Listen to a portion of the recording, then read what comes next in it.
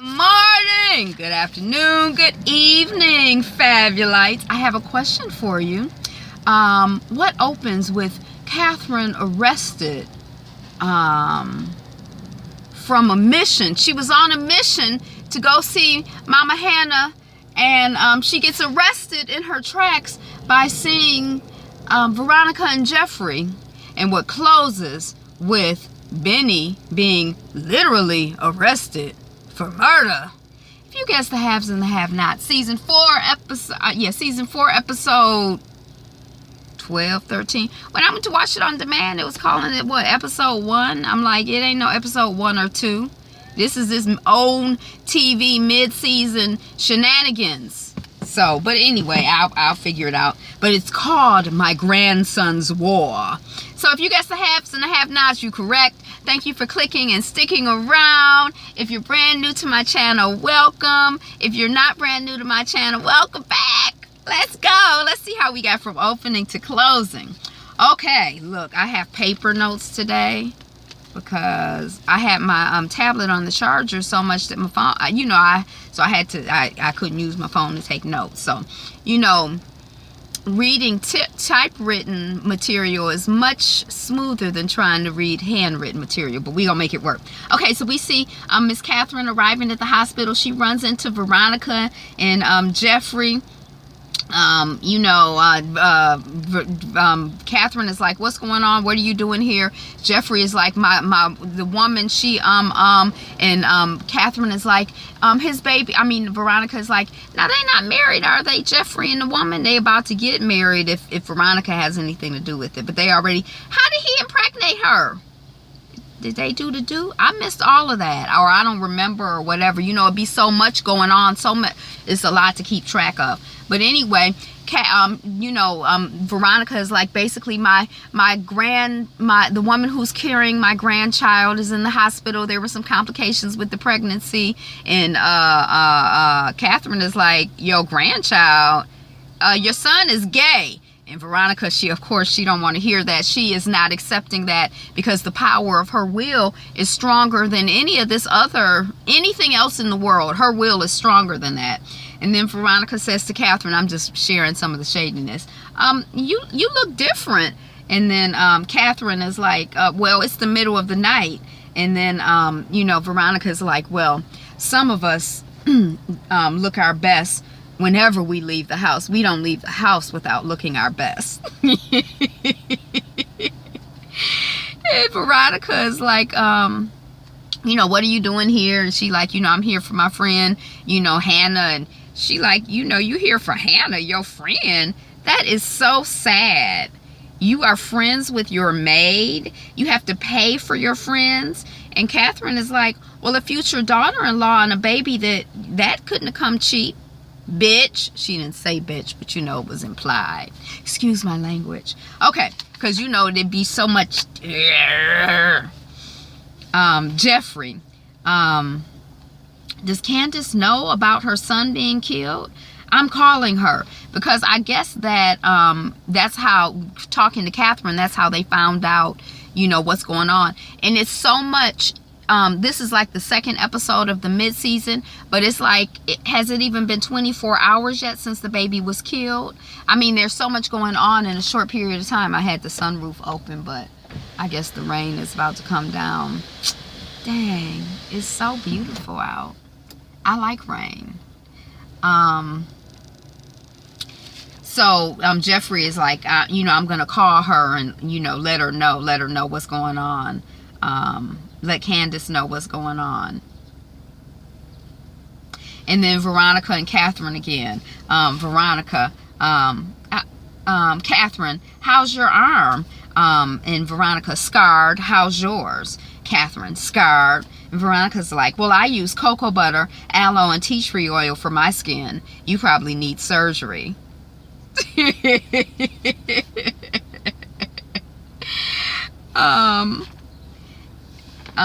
Then Jeffrey and Catherine see Wyatt coming to the hospital. So now the whole cast, is the whole cast in the hospital basically, or on their way to the hospital, everybody in the hospital. This could be like General Hospital. This could be the haves and the have-nots, the It's not called General Hospital, but whatever. St. John's Hospital edition. So then Catherine is trying to figure out what's going on. Who are these people that are wheeling her son in and not giving her information? Who are you? This is my son. What's going on with Wyatt? He got the money. Now he's doing it again. Whores and drugs. Now, I didn't really quite know who the woman was, but she didn't seem to be a whore. But I guess Catherine just used to seeing things through a certain filter. And then Jeffrey, you know, this is Anna. Calm down. And Anna, it's a private rehab clinic. The doctor thought that it was better that, you know, for his detox that he be in the hospital. And he called us. And then Jeffrey's like, yep, he called on his own. This is good. You know, but you are a source of agitation for him. You know, so, you know, you need to chill. And, you know, maybe later on you'll be able to see him. And Catherine is like, I am his own mother.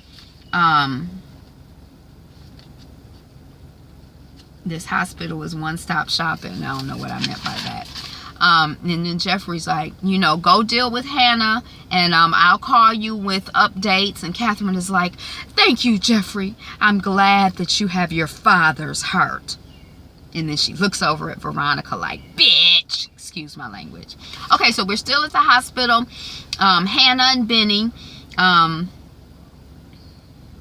Benny is like, you know, can I get you anything to his mother? And Hannah is like, what I want, you can't get me. How are we going to bury him? We have no money, no insurance. I can't afford a casket. Call Mayfair. Maybe they won't charge us too much. She's stressing. She processing. It's a lot. And then Catherine comes up. Hannah, I heard. Benny, I caught her. And Catherine's like, he did the right thing. How are you holding up? And then she says, I'm not, Hannah. It's so senseless. It's wrong. A baby. That boy busts into our room looking for that girl over money. I'm not going to see him grow up. God. And then Catherine, they don't get it. Unless you lost a child, people say stupid stuff. A good friend told me it comes in waves. Comes and it goes, and then it's just you. It's a new way of normal. Hannah, nothing is normal about this much struggle. My life has been from nothing to nothing. God, you have some explaining to do. And then he comes back. He's like, Ma. And then she's like, what?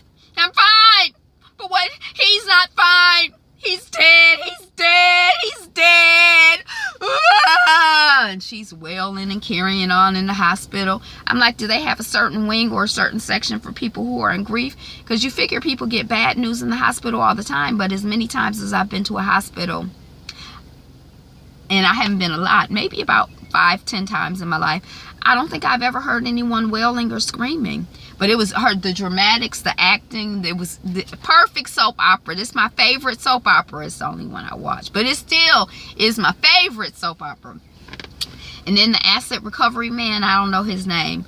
But, you know, he's the one that when Candace got the money, he got the money back from her. And now she done run into him. And he trying to get her to hustle up on some politician. I'm not quite sure what's going on with that, but we gonna be sure in a minute, because I'm sure it's gonna develop. But he's in Candace's room, and you know, he's like, I need your help. You could be the next first lady of the United States. And she's like, what are you talking about? He's like, in 8 years, you know, he's what in the world? He's no choir boy, and we're going to find out what's going on, and you're the first one that's been able to get close to him, or something he was saying. And then he's like, power begets money. Money doesn't beget power. Like, basically, you've been ass backwards. I'm trying to help you out, Miss Candace, and show you how to get what you really want. You chasing after all of this little money, thinking it's going to get you power, and it's not. And because you don't have power, every time you get money, what happens? You lose it. You go from nothing to nothing. You're like your mama. And he wants Candace to get with the guy, and she's the only one who's gotten close to him. Okay, so then we see Jeffrey and Veronica and the doctor. And the doctor, it's not funny because it's sad and she's crazy. But this scene where the doctor comes out and she's Veronica, how's the baby? And the doctor is like, the mother is fine. She's like, how's the baby? The baby. And the doctor's like, you know, the mother's fine. She's suffering from depression. Is the depression going to affect the baby? Okay, well then, all I'm concerned is obvious what she's trying to say to you, Doc, is that she don't give a freak about the mama. She is concerned about the baby. Don't be coming out here telling her nothing about the mama. She want to hear about the baby. And then the fool says, which I'm like, nah, you ain't picked up. He's like, well, seeing a friendly face might be good to her. And Veronica is like, which is exactly why I don't want to see her. Let's go, she says to Jeffrey.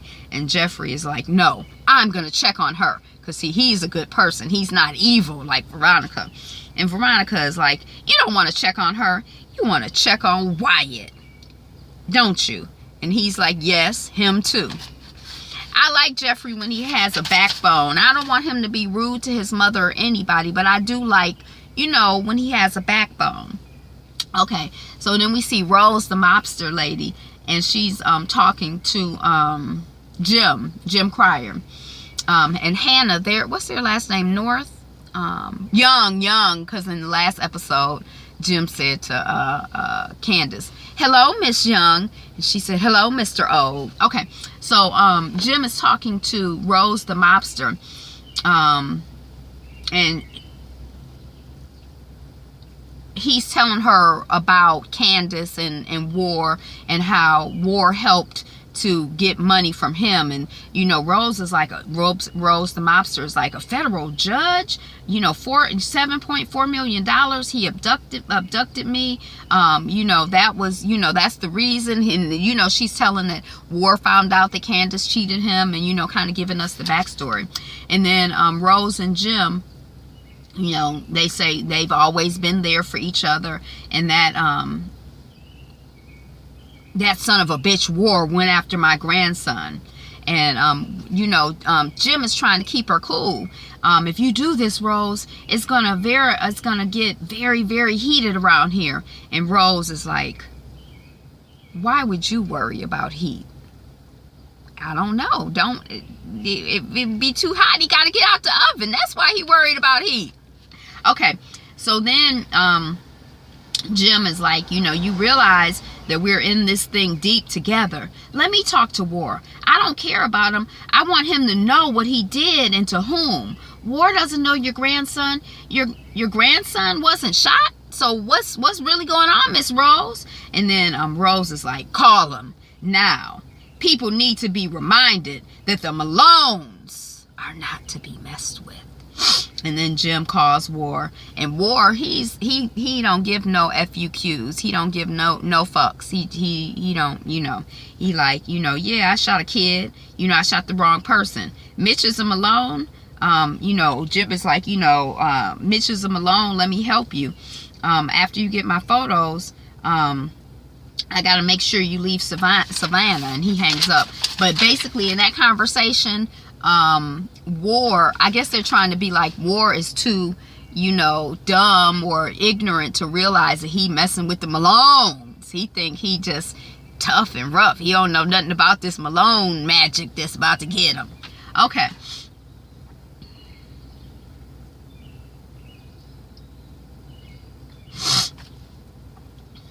And then, I don't know who's saying this. I think Jim is saying it to Rose. You know, let's not do it again. Please, let me find them. Let me find War. You know, I don't believe me, this street thing is not worth your trouble, Mama Rose.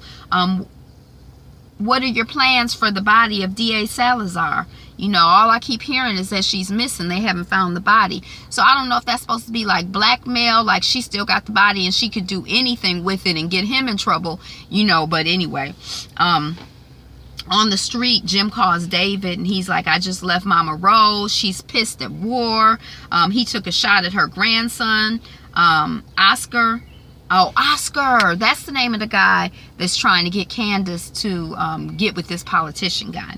Oscar, the guy who found Wyatt, can he be trusted? We need leverage on this Oscar. We got to fight War before Rose does. Oscar has to find him. I'll meet you at St. Claude. That's the hospital. So this is the haves and the have-nots, the St. Claude edition. Okay, so then David, he's going there to talk to Jeffrey. Remember on the last episode, or yeah, I think it was the last episode, he had found out that Jeffrey had been involved with this murderation that Candace had done. And so he wanted to talk to Jeffrey and figure out what's going on, see how he can help him and hurt Candace. And then we see the two cops. One is like a black guy, and then the other is Jeffrey's boyfriend sort of guy. And Miss Young, I'm Detective Logan. Hannah is Hannah, Benny, Mitch Malone, and Catherine. They all walking together. And you know, Hannah is like, you know, you got questions for me? Well, this the answer. His name is Warwick. He was looking for my evil daughter Candace. And the cop is kind of like, oh, Candace Young, your sister is your Benny. You know, it's like he's putting stuff together or whatever.